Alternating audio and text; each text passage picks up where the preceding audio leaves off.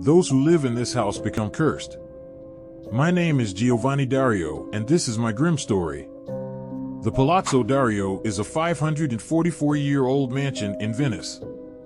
Whoever owned or lived in it met an unpleasant fate. However beautiful its Gothic facade may appear, the history of the house is all the more sinister. So far, everyone who has entered this magnificent building has gone bankrupt or died under mysterious circumstances. And this is not just a rumor but fact. It was the year 1479 when I commissioned the Palazzo Dario on the Grand Canal as Secretary of the Venetian Republic Senate. It had always been my wish to emulate the ancient Roman nobility. But when I died in 1494 and my daughter Marietta moved in with her husband Vincenzo Barbato, tragedy struck. After her husband went bankrupt shortly after moving in, Vincenzo was stabbed and Marietta later drowned herself in the canal.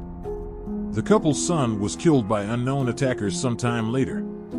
In the early 19th century, the Barbero family sold the palace to Arbib Pasha, who lived there with his lover Rafael Rossi before going bankrupt when his affair with another man was exposed. This scandal distressed Rossi so much that in 1842 he and his partner committed suicide in the entrance hall of the Palazzo. Next, American millionaire Charles Briggs lived in the house. Charles met a very similar fate to Rossi before him.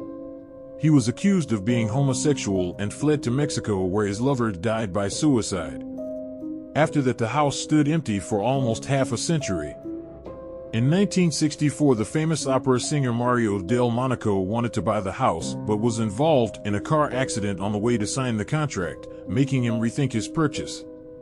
In the 1970s, the owner of the Palazzo Dario, Giordano Lanza, was killed by a blow to the head from a statue by an 18-year-old sailor, who then fled to London where he himself was murdered. The palace was then bought by Christopher Lambert, manager of the rock band The who died falling downstairs in London.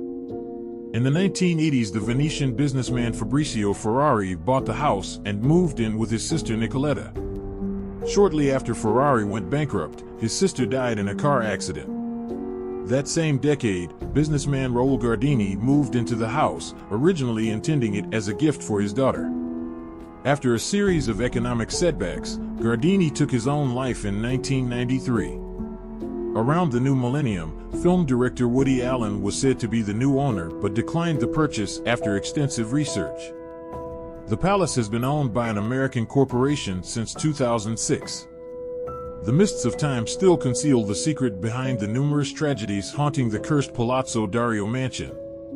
Some whisper that the origin of this darkness lies underground, where the palazzo was once built over the remains of a long-forgotten crypt of the Knights Templar.